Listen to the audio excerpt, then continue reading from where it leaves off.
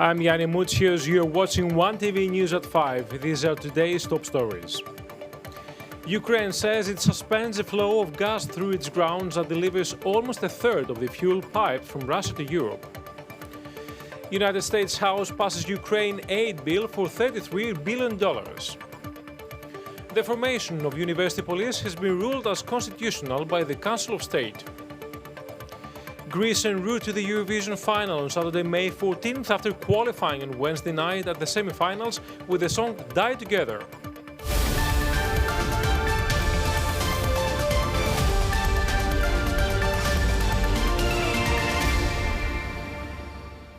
Ukraine has said it will suspend the flow of gas through a transit point that it says delivers almost a third of the fuel pipe from Russia to Europe through Ukraine, blaming Moscow for the move and saying it would move the flows elsewhere. Gazprom, which has a monopoly on Russian gas exports by pipeline, said it was technologically impossible to shift all volumes to the Sucha interconnection point further west, as the gas transmission system operator of Ukraine proposed. Meanwhile, the European Union's proposal on oil sanctions against Russia would destroy the Hungarian economy and does not offer a solution to the huge problems it would create for the country, Foreign Minister Peter Sziarto said. Coming up next, the United States House passes Ukraine aid bill for $33 billion. Russian President Vladimir Putin is prepared for a prolonged conflict in Ukraine, betting that Russia is more willing and able to endure the long-term effects of the war than Moscow's adversaries, Director of National Intelligence Avril Haines told senators on Tuesday. But the war may grow more volatile in the next few months, he said.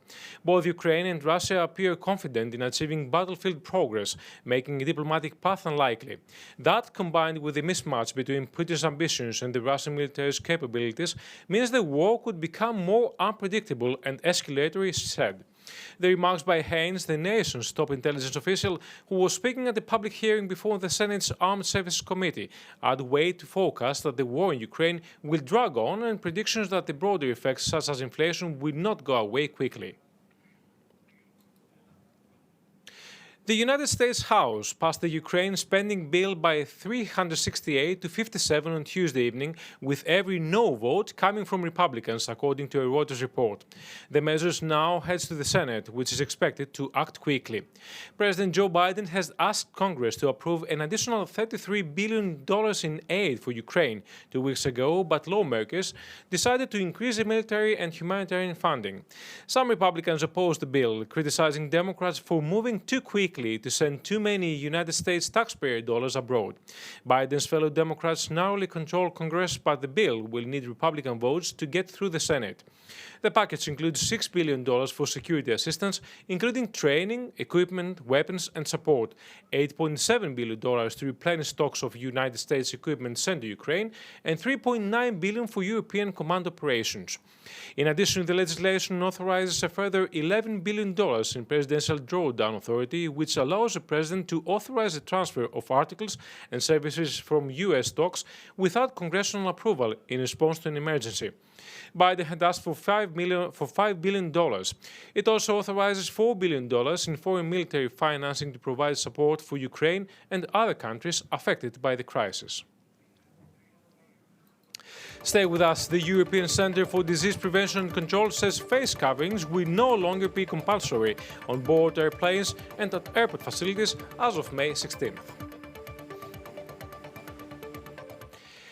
Newly accredited United States Ambassador to Greece, George Shounis, referred to the ideals of goodness, love, and above all, the love of honor as some of Greece's greatest gifts to the world, instilled in him by his Greek parents during his first address after presenting his credentials to the President Katerina Sakelloropoulou on Tuesday. At a reception at the ambassador's residence, Shounis acknowledged the work and achievements of former ambassador to Greece, Jeffrey Pyatt, and the embassy and consulate staff, and said that there could be no better time to serve as a United States ambassador to Greece. The United States-Greece relationship has never been stronger nor more consequential as a sovereign European state faces a full-on invasion so close to us, he underlined, adding that the United States President Joe Biden is a great friend of Greece and reaffirming that the United States strongly supports Greece's growing leadership role in the Eastern Mediterranean, the Western Balkans, Black Sea region and beyond. Ambassador Tsunis said that though much had been accomplished, the two countries had room to further deepen cooperation. It is more critical than ever that the United States and Greece and our transatlantic allies work together. Referring to Greek Prime Minister Kyriakos Mitsotakis' visit to the United States, Tsunis said he would be accompanying him to the White House, where President Biden will welcome the Premier on May 16th before addressing Congress on May 17th by invitation of House of Representatives Speaker Nancy Pelosi. Coming up next, the formation of university police has been ruled as constitutional by the Council of State. The European Centre for Disease Prevention and Control and the European Union Aviation Safety Agency suggested easing COVID-19 protection measures as well as the compulsory use of face coverings on board the airplanes and at airport facilities as of May 16th. However, it is clearly noted that the new rules on the use of face coverings will differ depending on the airliner. Vulnerable passengers will be required to use face masks regardless of the new rules. Next in our program, Greece will compete in the Eurovision final on Saturday, May 14th, after having qualified on Wednesday night at the semi-finals with Amanda Georgiadou, Tenfjord, performing the song Die Together.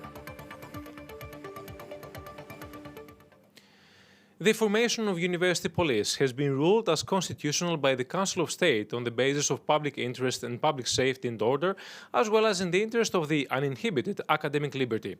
University police cadets are expected to complete their training course in the near future. Among the first universities on which the university police will be operating are the National University of Athens, the Aristotelian University in Thessaloniki, the National Polytechnic University of Athens, as well as the Economic University of Athens.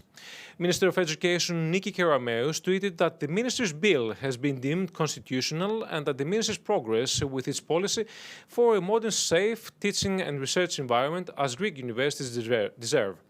Our education changes in practice, Kerameus posted on Twitter. The Council of State's decision states that the formation of university police does not violate neither the academic liberty nor the self-administrating status of the universities. University police officers will not carry guns.